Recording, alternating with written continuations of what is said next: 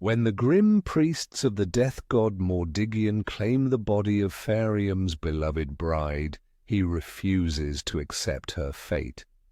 In the ancient city of Zul-Bha-Sair, where the dead belong to the Charnel God, no one dares to defy its priests except a man driven by love and desperation.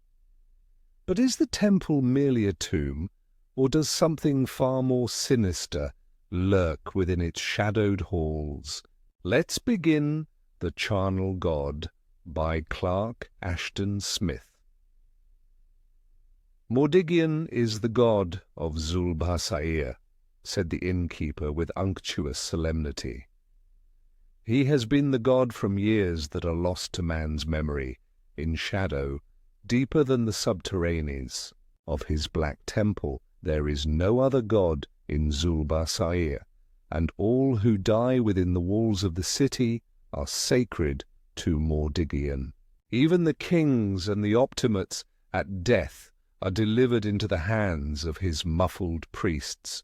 It is the law and the custom. A little while, and the priests will come for your bride. But Elaith is not dead, protested the youth Phariom for the third or fourth time in piteous desperation. Her malady is one that assumes the lying likeness of death. Twice before has she lain insensible, with a pallor upon her cheeks and a stillness in her very blood that could hardly be distinguished from those of the tomb, and twice she has awakened after an interim of days. The innkeeper peered with an air of ponderous unbelief at the girl who lay white and motionless as a mown lily on the bed in the poorly furnished attic chamber. In that case you should not have brought her into Zul-Bha-Sair, he averred in a tone of owlish irony. The physician has pronounced her dead, and her death has been reported to the priests. She must go to the temple of Mordiggian. But we are outlanders, guests of a night. We have come from the land of Zothique, far in the north, and this morning we should have gone on through Tassoon toward Farad, the capital of Euros, which lies near to the southern sea. Surely your god could have no claim upon Elaith, even if she were truly dead. All who die in Zul-Bha-Sair are the property of Mordiggian, insisted the taverner sententiously. Outlanders are not exempt. The dark maw of his temple yawns eternally, and no man, no child, no woman, throughout the years, has evaded its yawning. All mortal flesh must become, in due time, the provender of the god. Phariom shuddered at the oily and portentous declaration. Dimly have I heard of Mordiggian, as a legend that travellers tell in Zothique, he admitted, but I had forgotten the name of his city, and Elaith and I came ignorantly into Zul-Bha-Sair. Even had I known, I should have doubted the terrible custom of which you inform me. What manner of deity is this? Who imitates the hyena and the vulture? Surely he is no god, but a ghoul. Take heed lest you utter blasphemy, admonished the innkeeper. Mordiggian is old and omnipotent as death. He was worshipped in former continents before the lifting of Zothique from out the sea. Through him we are saved from corruption and the worm, even as the people of other places devote their dead to the consuming flame. So we of Zul-Bha-Sair deliver ours to the god. Awful is the fane, a place of terror and obscure shadow, untrod by the sun, into which the dead are borne by his priests and are laid on a vast table of stone to await his coming from the nether vault in which he dwells. No living men, other than the priests, have ever beheld him, and the faces of the priests are hidden behind masks of silver, and even their hands are shrouded, that men may not gaze on them that have seen Mordiggian. But there is a king in Zul-Bha-Sair, is there not?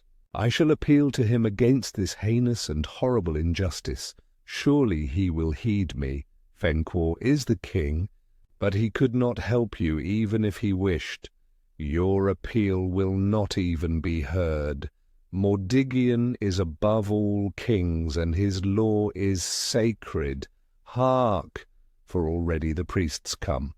Phariom, sick at heart with the charnel terror and cruelty of the doom that impended for his girlish wife in this unknown city of nightmare, heard an evil, stealthy creaking on the stairs that led to the attic of the inn. The sound drew nearer with inhuman rapidity, and 4 strange figures came into the room, heavily garbed in funereal purple, and wearing huge masks of silver graven in the likeness of skulls. It was impossible to surmise their actual appearance, for even as the taverner had hinted, their very hands were concealed by fingerless gloves, and the purple gowns came down in loose folds that trailed about their feet like unwinding sari-cloths. There was a horror about them, of which the macabre masks were only a lesser element, a horror that lay partly in their unnatural crouching attitudes and the beast-like agility with which they moved, unhampered by their cumbrous habiliments. Among them they carried a curious bier made from interwoven strips of leather and with monstrous bones that served for frame and handles. The leather was greasy and blackened as if from long years of mortuary use.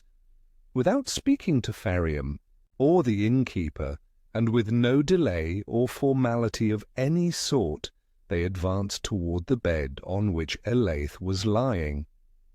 Undeterred by their more than formidable aspect, and wholly distraught with grief and anger, Phariom drew from his girdle a short knife, the only weapon he possessed.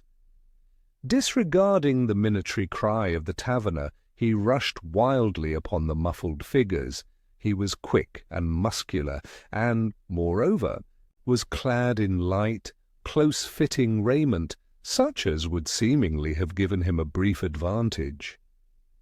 The priests had turned their backs upon him, but, as if they had foreseen his every action, 2 of them wheeled about with the swiftness of tigers, dropping the handles of bone that they carried. One of them struck the knife from Phariom's hand with a movement that the eye could barely follow in its snaky darting. Then both assailed him, beating him back with terrible flailing blows of their shrouded arms and hurling him half across the room into an empty corner.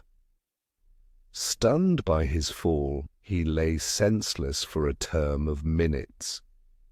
Recovering, glazedly with eyes that blurred as he opened them, he beheld the fact of the stout taverner stooping above him like a tallow-coloured moon. The thought of Elaith, more sharp than the thrust of a dagger, brought him back to agonizing consciousness. Fearfully he scanned the shadowy room, and saw that the ceramented priests were gone, that the bed was vacant. He heard the orotund and sepulchral croaking of the taverner. The priests of Mordiggian are merciful. They make allowance for the frenzy and distraction of the newly bereaved. It is well for you that they are compassionate and considerate of mortal weakness. Phariom sprang erect, as if his bruised and aching body was scorched by a sudden fire. Pausing only to retrieve his knife, which still lay in the middle of the room, he started toward the door. He was stopped by the hand of the hosteler, clutching greasily at his shoulder. "Beware, lest you exceed the bounds of the mercy of Mordiggian. It is an ill thing to follow his priests, and a worse thing to intrude upon the deathly and sacred gloom of his temple." Phariom scarcely heard the admonition. He wrenched himself hastily away from the odious fingers and turned to go, but again the hand clutched him. "At least pay me the money that you owe for food and lodging ere you depart," demanded the innkeeper. "Also there is the matter of the physician's fee, which I can settle for you, if you will entrust me with the proper sum. Pay now, for there is no surety that you will return." Phariom drew out the purse that contained his entire worldly wealth, and filled the greedily cupped palm before him with coins that he did not pause to count. With no parting word or backward glance, he descended the mouldy and musty stairs of the worm-eaten hostelry, as if spurred by an incubus, and went out into the gloomy, serpentine streets of Zul-Bha-Sair. Perhaps the city differed little from others, except in being older and darker, but to Phariom, in his extremity of anguish, the ways that he followed were like subterrene corridors that led only to some profound and monstrous charnel. The sun had risen above the overjutting houses, but it seemed to him that there was no light other than a lost and doleful glimmering such as might descend into mortuary depths. The people, it may have been, were much like other people, but he saw them under a malefic aspect, as if they were ghouls and demons that went to and fro on the ghastly errands of a necropolis. Bitterly in his distraction he recalled the previous evening, when he had entered Zul-Bha-Sair at twilight with Elaith, the girl riding on the one dromedary that had survived their passage of the northern desert, and he walking beside her, weary but content, with the rosy purple of afterglow upon its walls and cupolas, with the deepening golden eyes of its lit windows. The place had seemed a fair and nameless city of dreams, and they had planned to rest there for a day or two before resuming the long, arduous journey to Farad in Euros. This journey had been undertaken only through necessity. Phariom, an impoverished youth of noble blood, had been exiled because of the political and religious tenets of his family, which were not in accord with those of the reigning emperor Kalepos. Taking his newly wedded wife, Phariom had set out for Euros, where certain allied branches of the house to which he belonged had already established themselves and would give him a fraternal welcome. They had travelled with a large caravan of merchants, going directly southward to Tassoon. Beyond the borders of Zilak, amid the red sands of the Salotian waste, the caravan had been attacked by robbers who had slain many of its members and dispersed the rest. Phariom and his bride, escaping with their dromedaries, had found themselves lost and alone in the desert, and, failing to regain the road toward Tassoon, had taken inadvertently another track leading to Zul-Bha-Sair, a walled metropolis on the southwestern verge of the waste, which their itinerary had not included. Entering Zul-Bha-Sair, the couple had repaired for reasons of economy to a tavern in the humbler quarter. There, during the night, Elaith had been overcome by the third seizure of the cataleptic malady to which she was liable. The earlier seizures, occurring before her marriage to Phariom, had been recognized in their true character by the physician of Zilak, and had been palliated by skilful treatment. It was hoped that the malady would not recur. The third attack, no doubt, had been induced by the fatigues and hardships of the journey. Phariom had felt sure that Elaith would recover, but a doctor of Zul-Bha-Sair, hastily summoned by the innkeeper, had insisted that she was actually dead, and, in obedience to the strange law of the city, had reported her without delay to the priests of Mordiggian. The frantic protests of the husband had been utterly ignored. There was, it seemed, a diabolic fatality about the whole train of circumstances through which Elaith, still living, though with that outward aspect of the tomb which her illness involved, had fallen into the grasp of the devotees of the Charnel God. Phariom pondered this fatality almost to madness as he strode with furious, aimless haste along the eternally winding and crowded streets. To the cheerless information received from the taverner, he added, as he went on, more and more of the tardily remembered legends which he had heard in Zothique. Ill and dubious indeed was the renown of Zul-Bha-Sair, and he marvelled that he should have forgotten it, and cursed himself with black curses for the temporary but fatal forgetfulness. Better would it have been if he and Elaith had perished in the desert, rather than enter the wide gates that stood always open, gaping for their prey, as was the custom of Zul-Bha-Sair. The city was a mart of trade, where outland travellers came, but did not care to linger because of the repulsive cult of Mordiggian, the invisible eater of the dead, who was believed to share his provender with the shrouded priests. It was said that the bodies lay for days in the dark temple and were not devoured till corruption had begun, and people whispered of fouler things than necrophagism, of blasphemous rites that were solemnized in the ghoul-ridden vaults, and nameless uses to which the dead were put before Mordiggian claimed them. In all outlying places the fate of those who died in Zul-Bha-Sair was a dreadful byword and a malediction, but to the people of that city, reared in the faith of the ghoulish god, it was merely the usual and expected mode of mortuary disposal. Tombs, graves, catacombs, funeral pyres, and other such nuisances were rendered needless by this highly utilitarian deity. Phariom was surprised to see the people of the city going about the common businesses of life. Porters were passing with bales of household goods upon their shoulders. Merchants were squatting in their shops like other merchants. Buyers and sellers chaffered loudly in the public bazaars. Women laughed and chattered in the doorways. Only by their voluminous robes of red, black, and violet, and their strange, uncouth accents, was he able to distinguish the men of Zul-Bha-Sair from those who were outlanders like himself.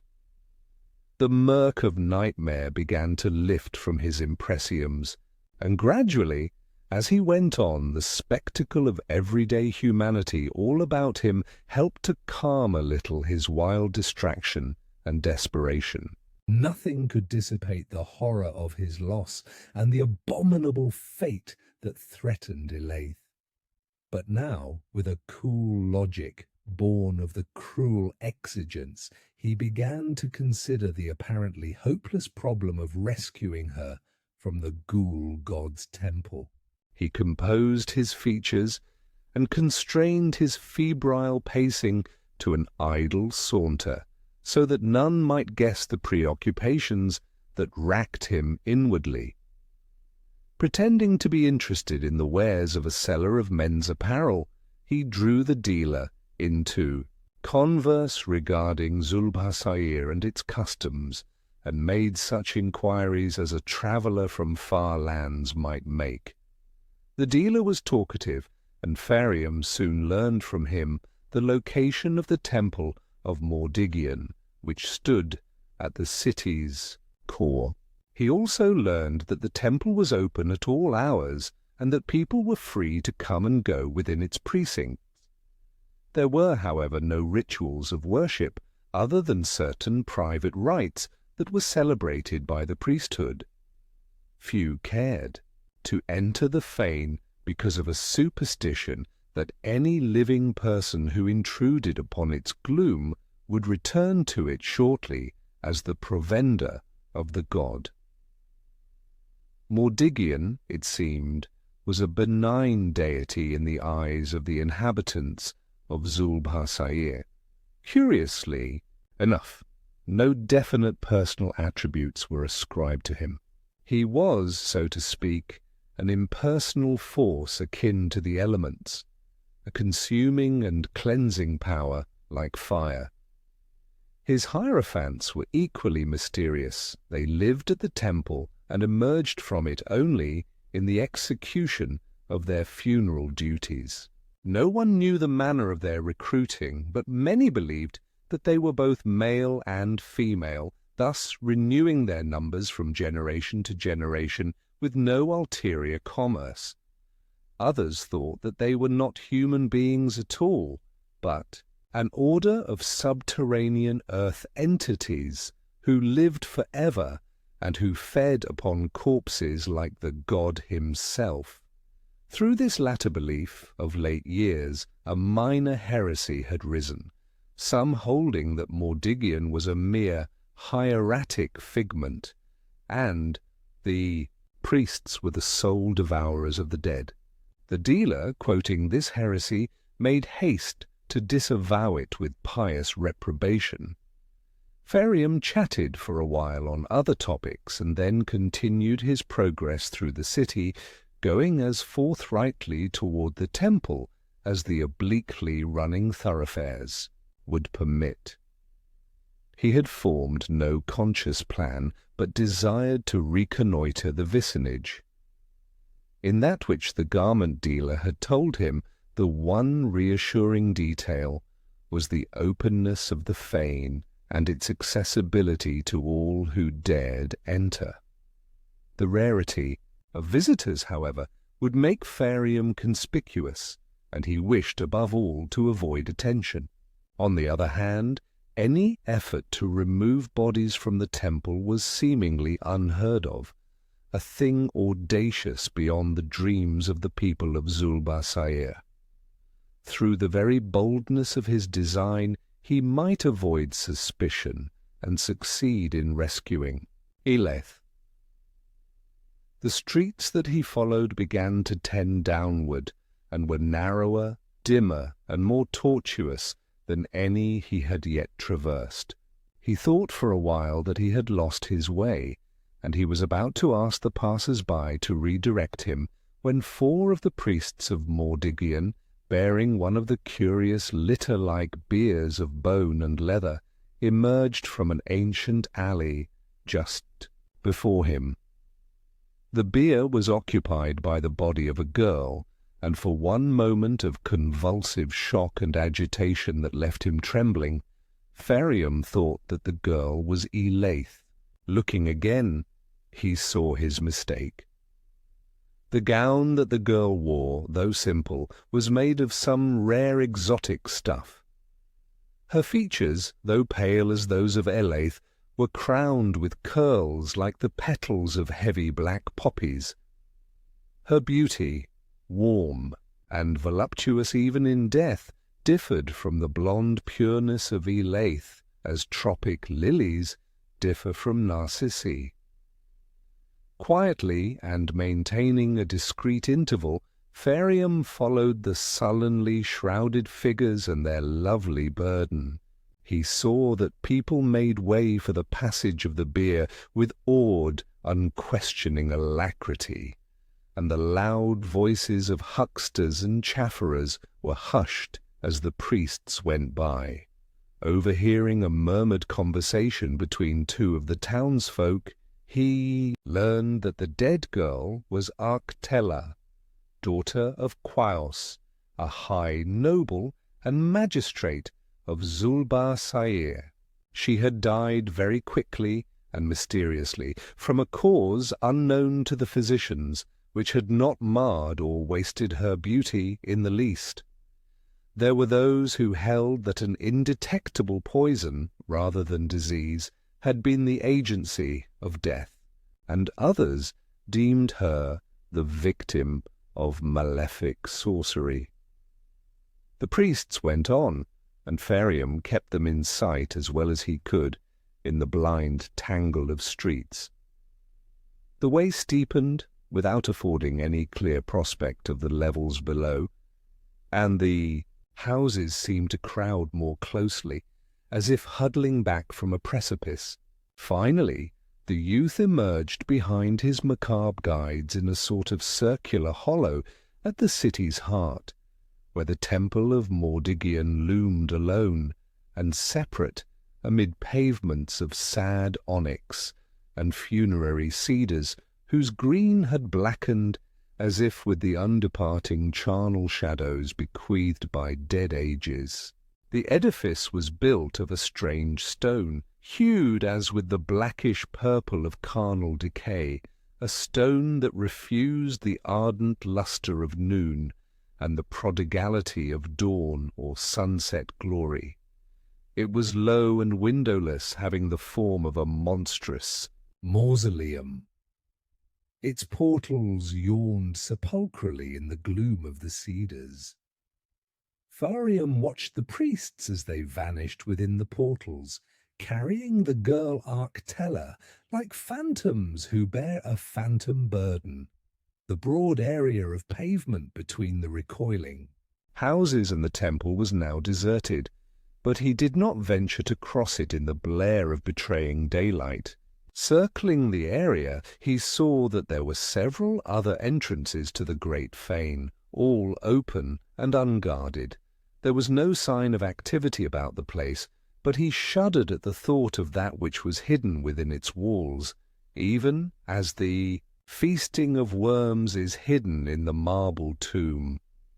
Like a vomiting of charnels, the abominations of which he had heard rose up before him in the sunlight, and again he drew close to madness, knowing that Elaith must lie among the dead in the temple with the foul umbrage of such things upon her, and that he, consumed with unremitting frenzy, must wait for the favourable shrouding of darkness before he could execute his nebulous, doubtful plan of rescue.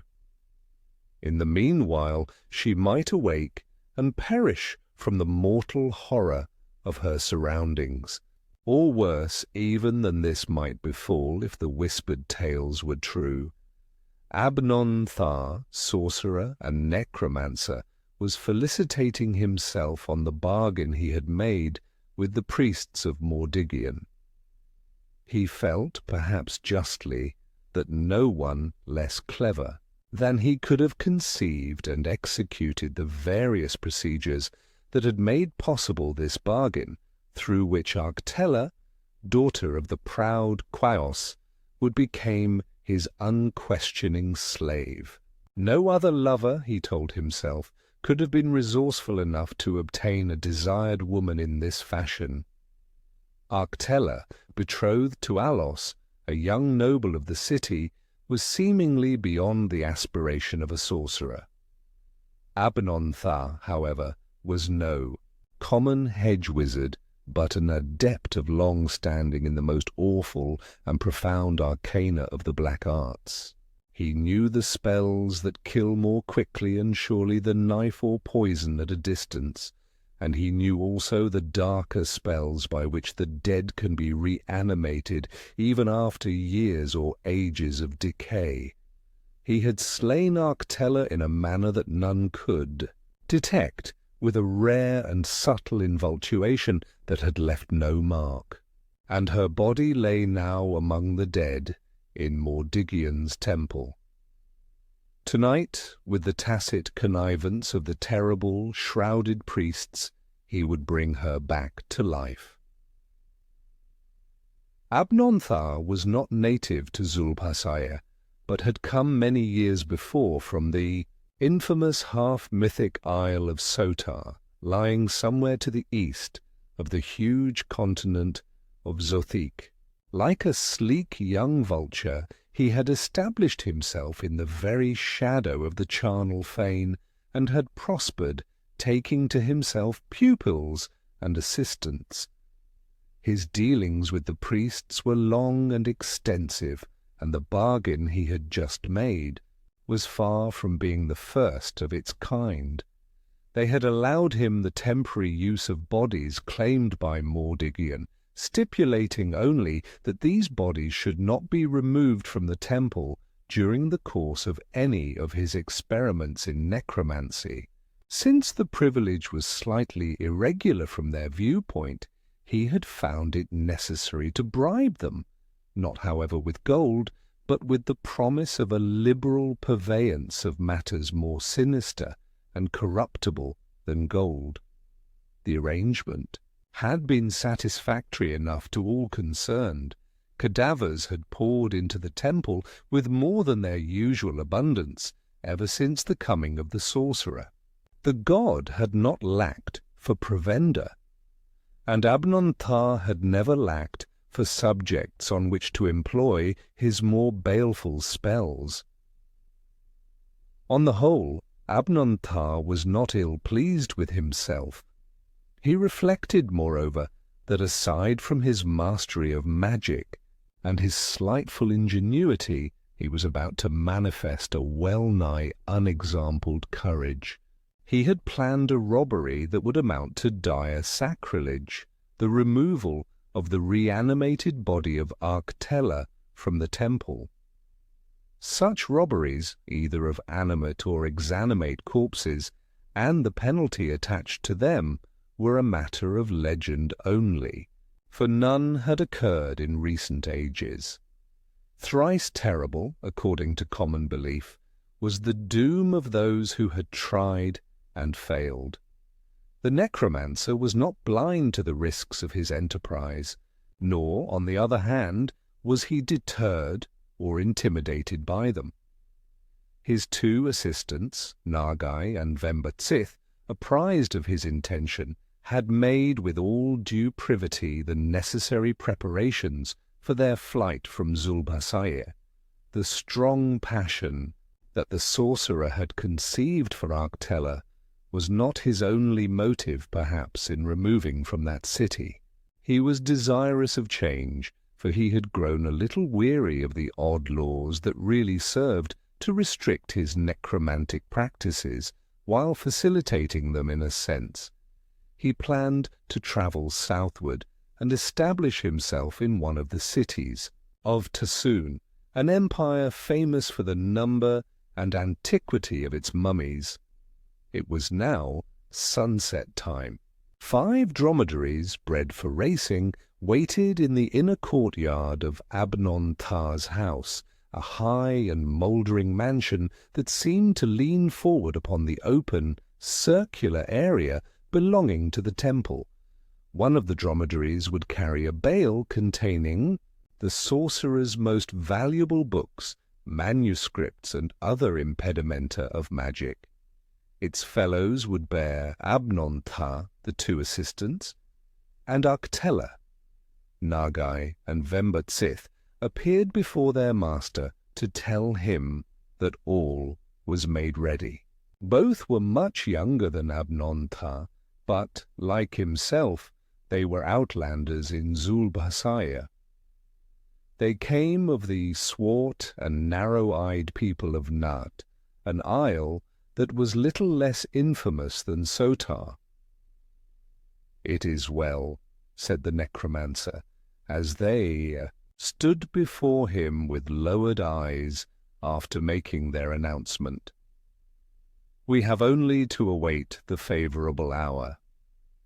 Midway between sunset and moonrise, when the priests are at their supper in the nether adytum, we will enter the temple and perform that which must be done for the rising of Arctella.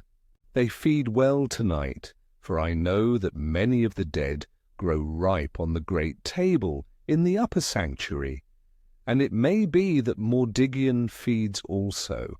None will come to watch us at our doings. But, master, said Nagai, shivering a little. Beneath his robe of Nakarat red, is it wise, after all, to do this thing? Must you take the girl from the temple? Always ere this you have contented yourself with the brief loan that the priests allow, and have rendered back the dead in the required state of exanimation. Truly, is it well to violate the law of the god? Men say that the wrath of Mordiggian, though seldom loosed, is more dreadful than the wrath of all other deities. For this reason none has dared to defraud him in latter years, or attempt the removal of any of the corpses from his fane. Long ago, it is told, a high noble of the city bore hence the cadaver of a woman he had loved and fled with it into the desert. But the priests pursued him, running more swiftly than jackals, and the fate that overtook him is a thing whereof the legends whisper but dimly. I fear neither Mordiggian nor his creatures, said Abnontha, with a solemn vainglory in his voice. My dromedaries can outrun the priests, even granting that the priests are not men at all, but ghouls, as some say, and there is small likelihood that they will follow us. After their feasting tonight, they will sleep like gorged vultures.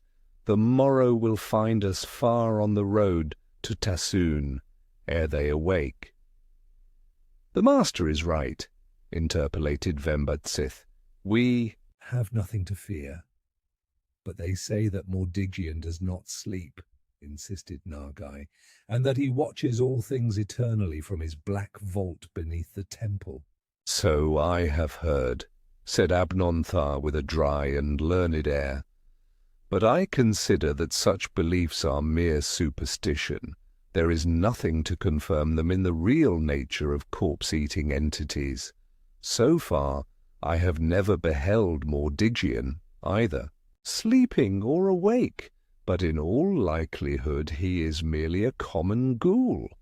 I know these demons and their habits. They differ from hyenas only through their monstrous shape and size, and their immortality. Still, I must deem it an ill thing to cheat Mordiggian, muttered Nagai beneath his breath. The words were caught by the quick ears of Abnontha. Nay, there is no question of cheating.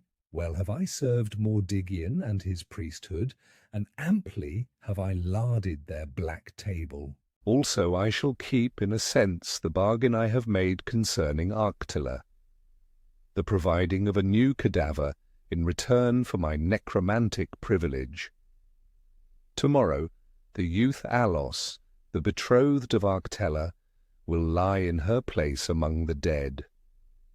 Go now, and leave me, for I must devise the inward involtuation that will rot the heart of Alos like a worm that awakens at the core of fruit. To Phariom, fevered and distraught, it seemed that the cloudless day went by with the sluggishness of a corpse-clogged river. Unable to calm his agitation, he wandered aimlessly through the thronged bazaars till the western towers grew dark. On a heaven of saffron flame, and the twilight rose like a grey and curdling sea among the houses. Then he returned to the inn where Elaith had been stricken, and claimed the dromedary which he had left in the tavern stables. Riding the animal through dim thoroughfares, lit only by the covert gleam of lamps or tapers from half-closed windows, he found his way once more to the city's centre. The dusk had thickened into darkness when he came to the open area surrounding Mordiggian's temple. The windows of mansions fronting the area were shut and lightless as dead eyes, and the fane itself, a colossal bulk of gloom, was rayless as any mausoleum beneath the gathering stars. No one, it seemed, was abroad, and though the quietude was favourable to his project, Phariom shivered with a chill of deathly menace and desolation. The hooves of his camel rang on the pavement with a startling and preternatural clangour, and he thought that the ears of hidden ghouls, listening alertly behind the silence, must surely hear them. However, there was no stirring of life in that sepulchral gloom. Reaching the shelter of one of the thick groups of ancient cedars, he dismounted and tied the dromedary to a low-growing branch. Keeping among the trees like a shadow among shadows, he approached the temple with infinite wariness and circled it slowly, finding that its 4 doorways, which corresponded to the 4 quarters of the earth, were all wide open, deserted, and equally dark. Returning at length to the eastern side on which he had tethered his camel, he emboldened himself to enter the blackly gaping portal. Crossing the threshold, he was engulfed instantly by a dead and clammy darkness, touched with the faint foetor of corruption and a smell as of charred bone and flesh. He thought that he was in a huge corridor, and feeling his way forward along the right-hand wall, he soon came to a sudden turn and saw a bluish glimmering far ahead, as if in some central adytum where the hall ended. Massy columns were silhouetted against the glimmering, and across it, as he drew nearer, several dark and muffled figures passed, presenting the profiles of enormous skulls. 2 of them were sharing the burden of a human body which they carried in their arms. To Phariom, pausing in the shadowy hall, it appeared that the vague taint of putrescence upon the air grew stronger for a few instants after the figure had come and gone. They were not succeeded by any others, and the fane resumed its mausolean stillness. But the youth waited for many minutes, doubtful and trepidant, before venturing to go on. An oppression of mortuary mystery thickened the air, and stifled him like the noisome effluvia of catacombs. His ears became intolerably acute, and he heard a dim humming, a sound of deep and viscid voices indistinguishably bent, that appeared to issue from crypts beneath the temple.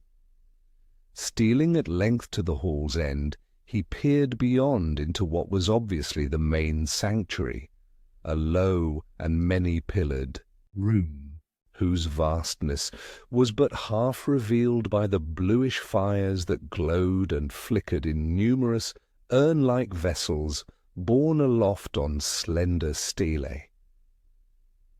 Phariom hesitated upon that awful threshold, for the mingled odours of burnt and decaying flesh were heavier on the air, as if he had drawn nearer to their sources, and the thick humming seemed to ascend from a dark stairway in the floor beside the left-hand wall.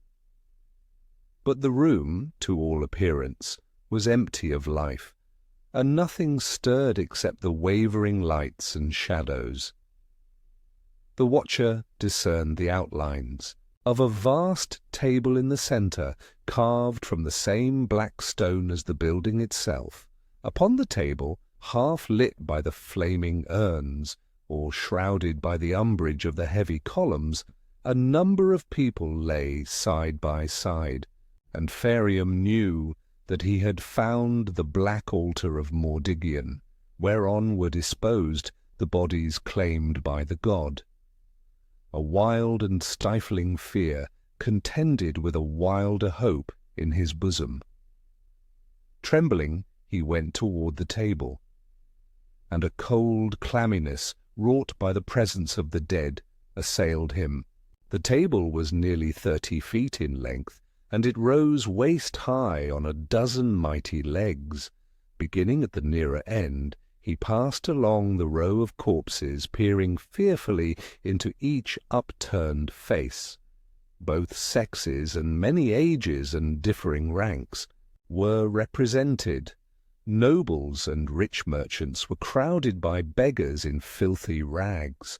Some were newly dead, and others, it seemed, had lain there for days and were beginning to show the marks of corruption. There were many gaps in the ordered row, suggesting that certain of the corpses had been removed. Phariom went on in the dim light, searching for the loved features of Elaith. At last, when he was nearing the further end, and had begun to fear that she was not among them, he found her. With the cryptic pallor and stillness of her strange malady upon her, she lay unchanged on the chill stone. A great thankfulness was born in the heart of Phariom, for he felt sure that she was not dead, and that she had not awakened at any time to the horrors of the temple. If he could bear her away from the hateful purlieurs of Zul-Bha-Sair without detection, she would recover from her death-simulating sickness. Cursorily, he noted that another woman was lying beside Elaith, and recognized her as the beautiful Arctella, whose bearers he had followed almost to the portals of the fane. He gave her no second glance, but stooped to lift Elaith in his arms.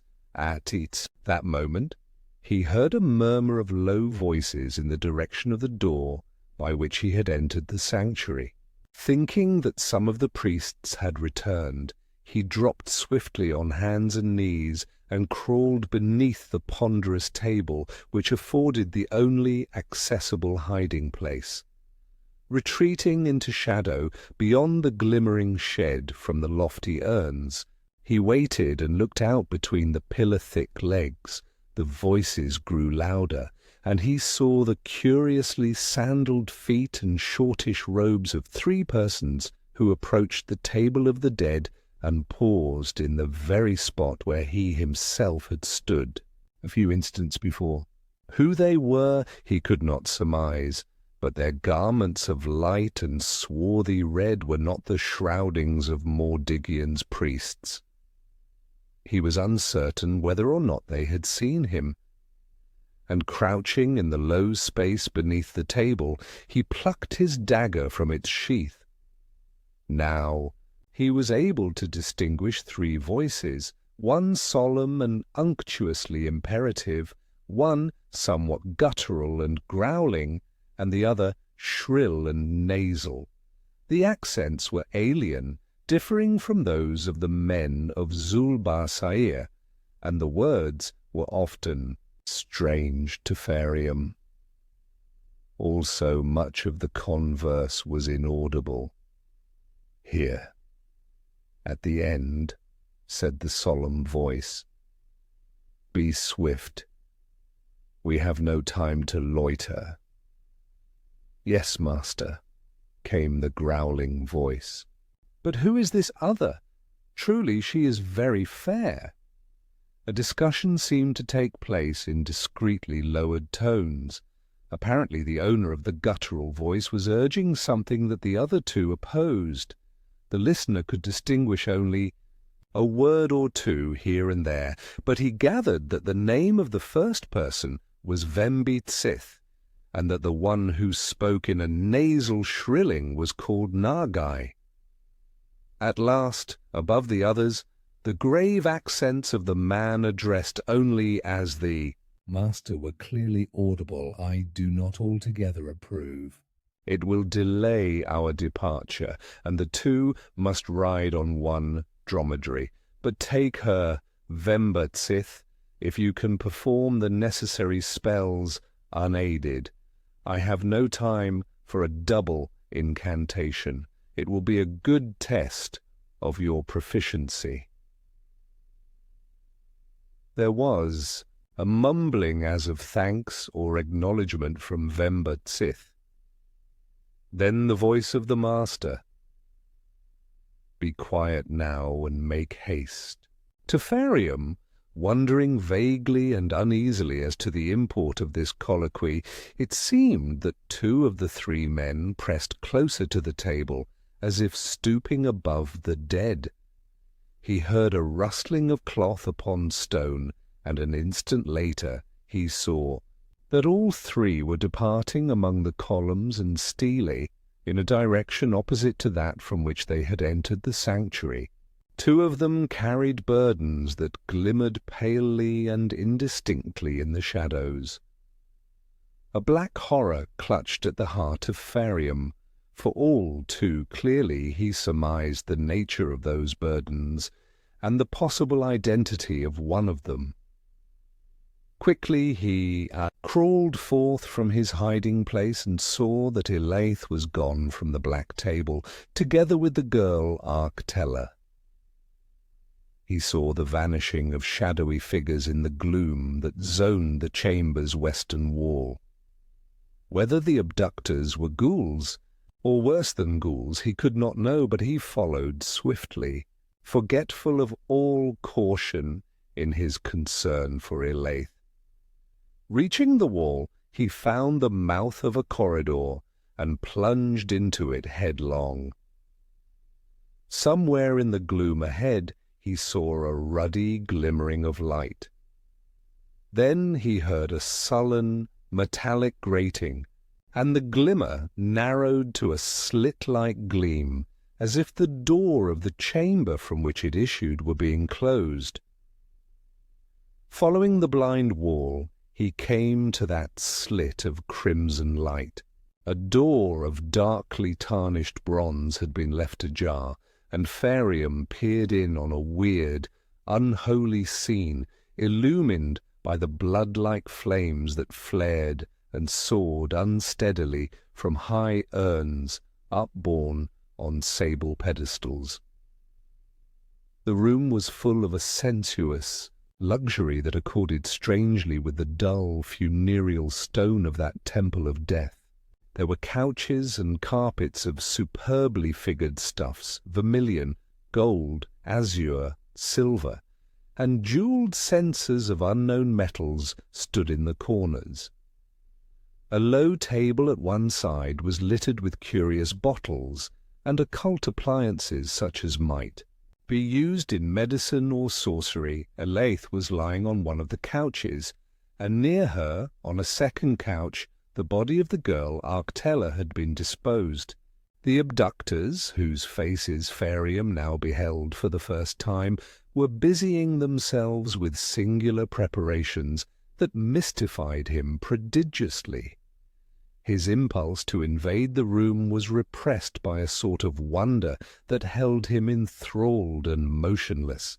One of the three, a tall, middle-aged man whom he identified as the master, had assembled certain peculiar vessels, including a small brazier and a censer, and had set them on the floor beside Arctella. The second, a younger man with lecherously slitted eyes, had placed similar impedimenta before Elaith. The third, who was also young and evil of aspect, merely stood and looked on with an apprehensive, uneasy air. Phariom divined that the men were sorcerers when, with a deftness born of long practice, they lit the censers and braziers, and began simultaneously the intonation of rhythmically measured words in a strange tongue, accompanied by the sprinkling at regular intervals of black oils that fell with a great hissing on the coals in the braziers and sent up enormous clouds of pearly smoke. Dark threads of vapour serpentined from the censers, interweaving themselves like veins through the dim, misshapen figures as of ghostly giants that were formed by the lighter fumes. A reek of intolerably acrid balsams filled the chamber, assailing and troubling the senses of Phariom till the scene wavered before him and took on a dreamlike vastness, a narcotic distortion. The voices of the necromancers mounted and fell as if in some unholy paean, Imperious, exigent, they seemed to implore the consummation of forbidden blasphemy. Like thronging phantoms, writhing and swirling with malignant life, the vapours rose about the couches on which lay the dead girl and the girl who bore the outward likeness of death.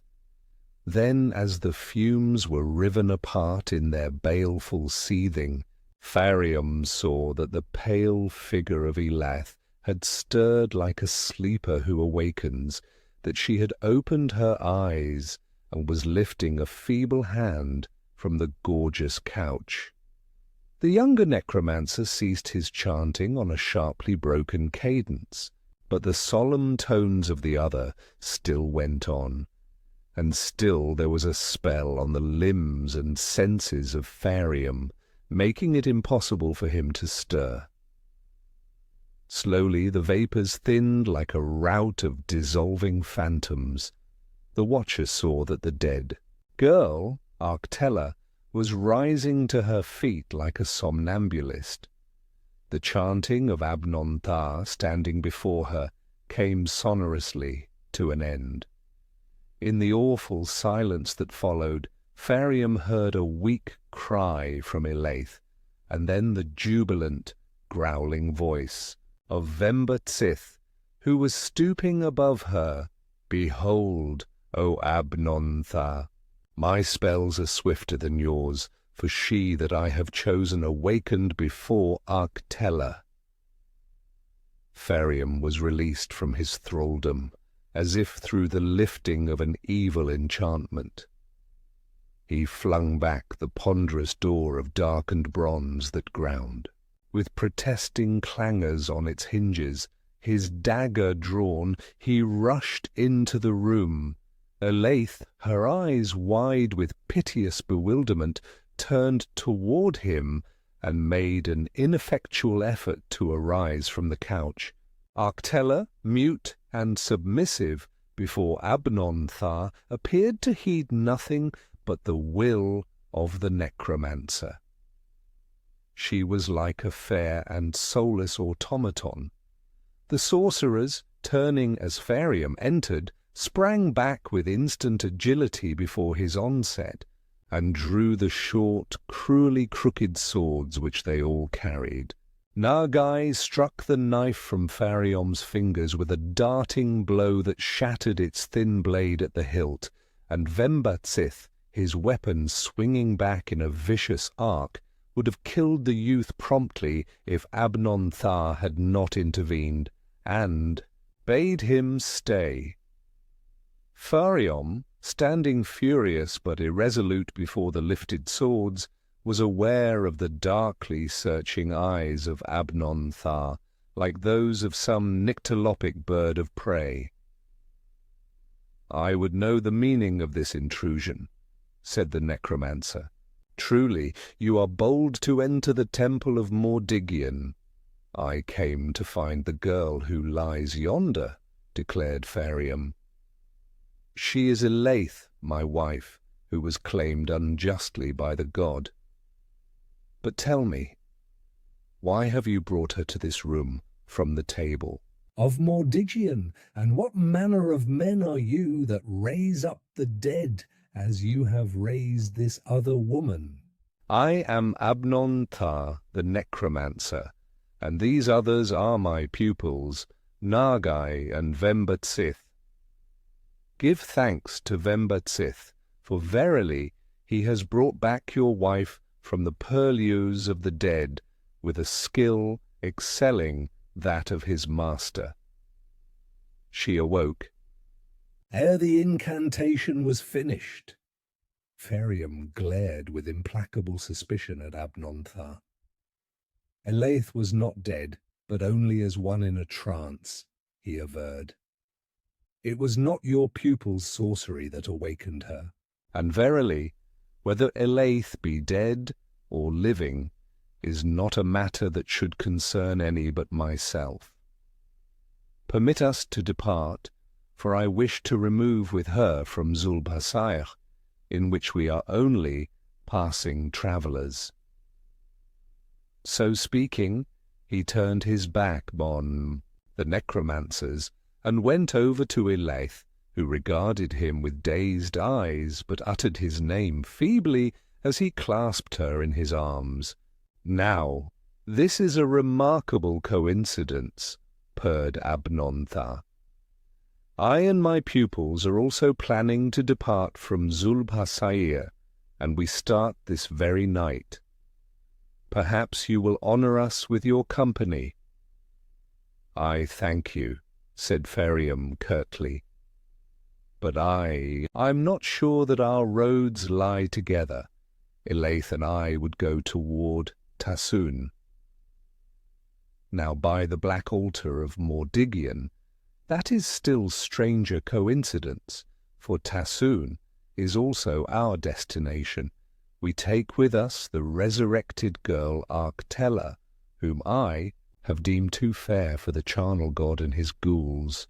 Phariom divined the dark evil that lay behind the oily, mocking speeches of the necromancer.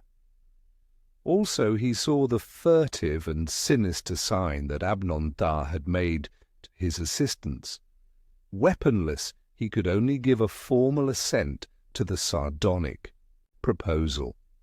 He knew well that he would not be permitted to leave the temple alive, for the narrow eyes of Nagai and Vemba-Tsith, regarding him closely, were alight with the red lust of murder.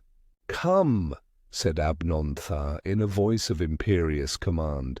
"It is time to go." He turned to the still figure of Arctella and spoke an unknown word.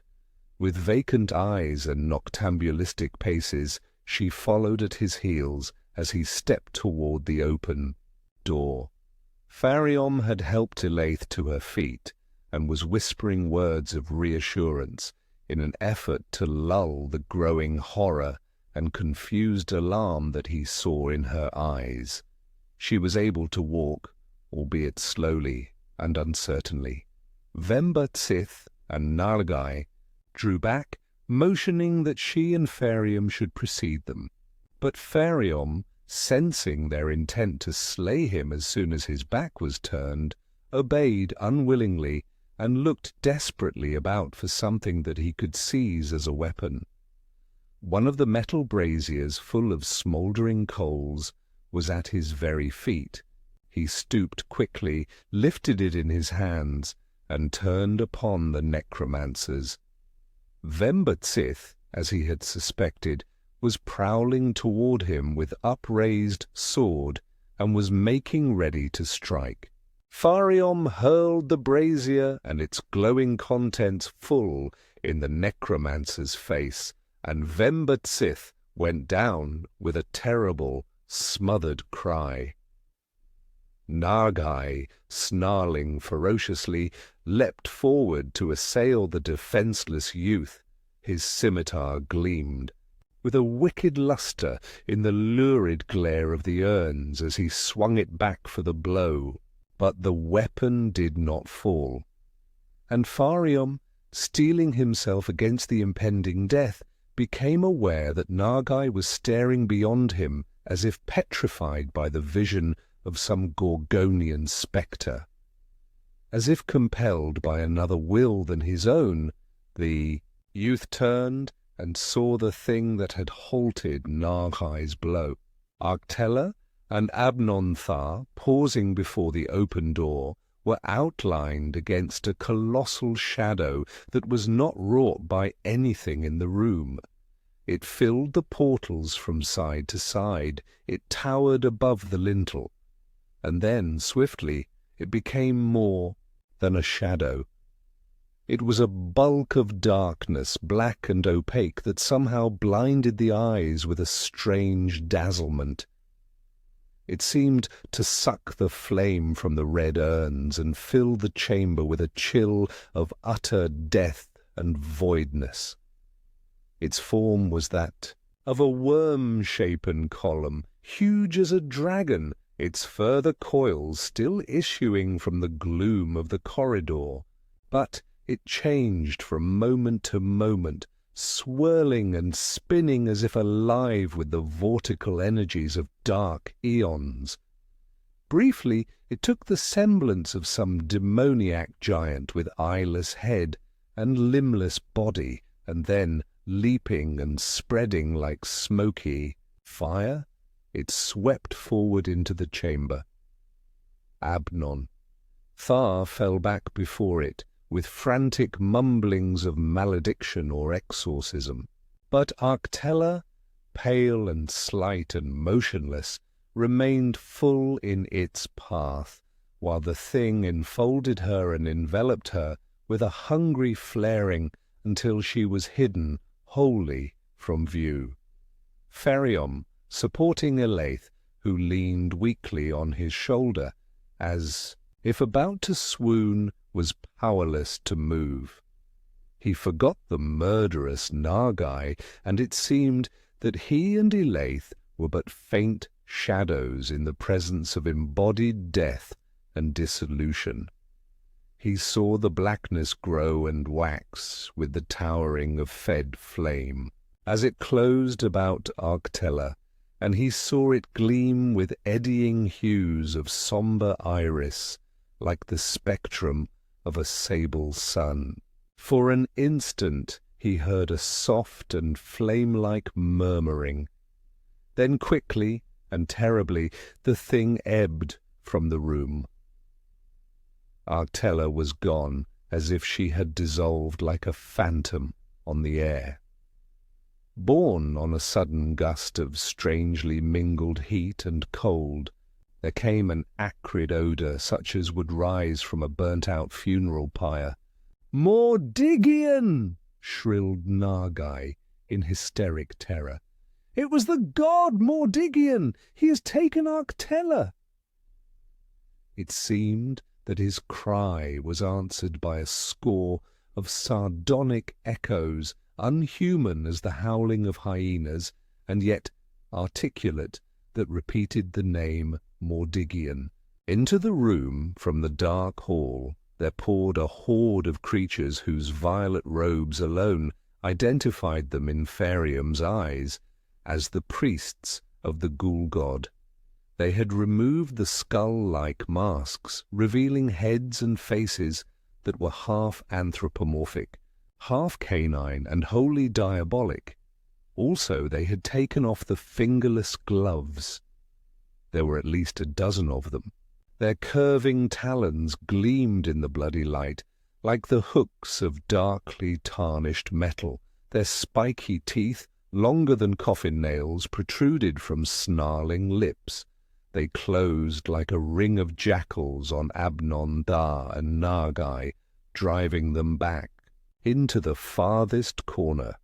Several others, entering tardily, fell with a bestial ferocity on Vemba-Tsith, who had begun to revive and was moaning and writhing on the floor amid the scattered coals of the brazier. They seemed to ignore Phariom and Elaith, who stood looking on as if in some baleful trance.